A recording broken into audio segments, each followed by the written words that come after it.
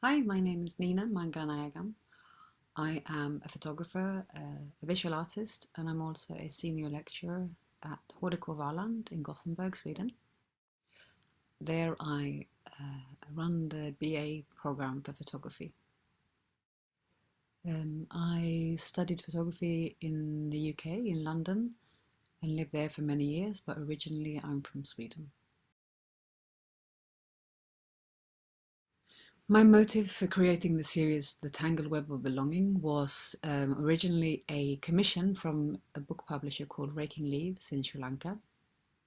And they commissioned 10 artists to make work on the subject of conflict um, based on the three Sri Lankan alphabets. So Sinhalese, Tamil and English. So my images were included in this artist book together with 9 other artists. Other than that, I suppose my motive was thinking about conflict from the point of view that I was in Europe. What's the conflict of the diaspora? What's the conflict of being non-white in a Europe that sees itself as white? So those were the things I was thinking of.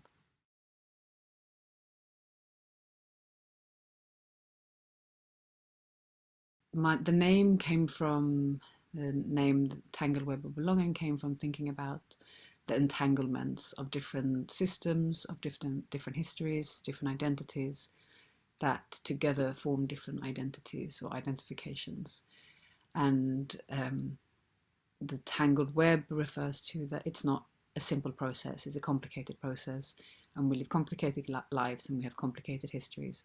And to try to make those linear and to try to make sense of those histories is actually quite violent. And by doing that, we write certain histories out of history. The knowledge I gained from working on this series was, I guess, actually working with photography again. I had for a long time worked with video. I'd been moving away from the medium of photography, and and this project kind of brought me back to the medium of the still image, and what the still image can do, together with the title, and what still image can do in relationship with each other. So the images are from very different types of photography. Some are still life, some are portraits, some are landscapes. And these different genres kind of do something together. They speak about different histories of photography that create narratives or create stories that we believe in. So I guess my knowledge was that I returned to the still image and I learned to work with photography again.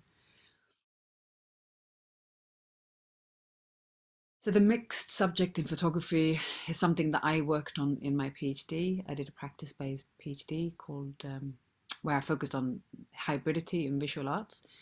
And the way that I'm thinking of hybridity in this case is the subject who is from a white and a black parent, or who identify with both white and black identifications, who's both and at the same time neither, and how this subject had been discussed in photography or depicted.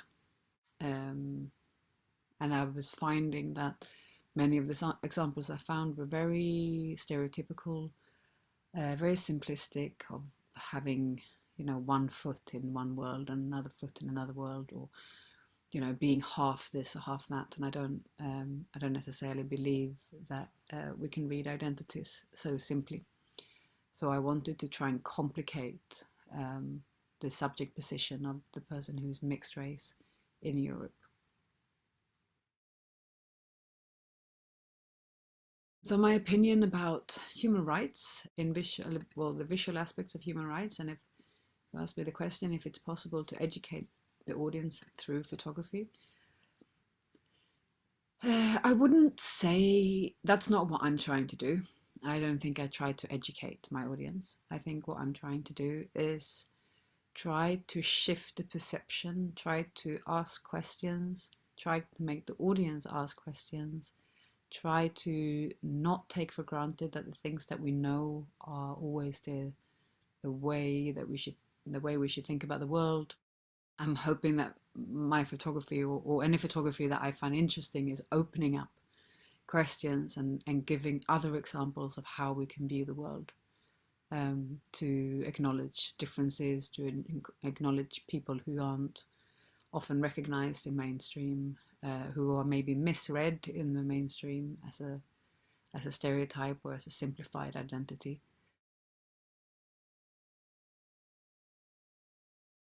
How one can read the symbols in my photography. So the symbols refer to many different aspects, both in theory but also in childhood. So,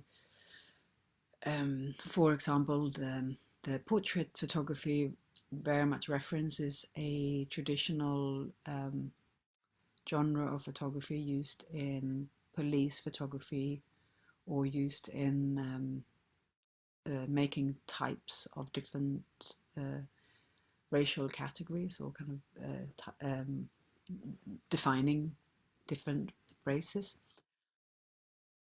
And so I'm mimicking a certain type of image making in those portraits.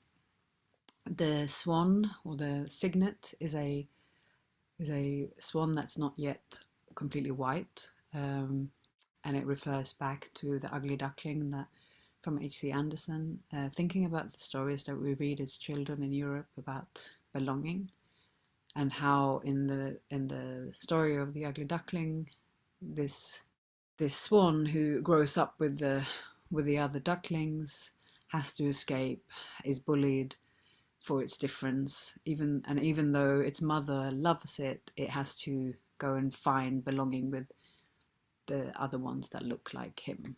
And so I'm kind of I'm questioning, like, what do we take with us with that?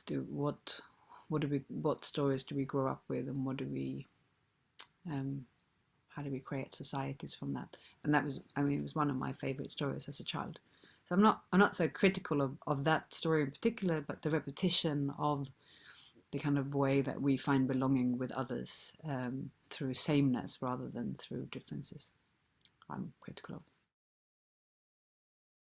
So the reason why I still work with photography, um, even though I've worked with video for many years, was I started working with video because I found the still image limit that was very limiting, and um, and I was frustrated with its history in stereotyping people, in um, making the racial other in photography.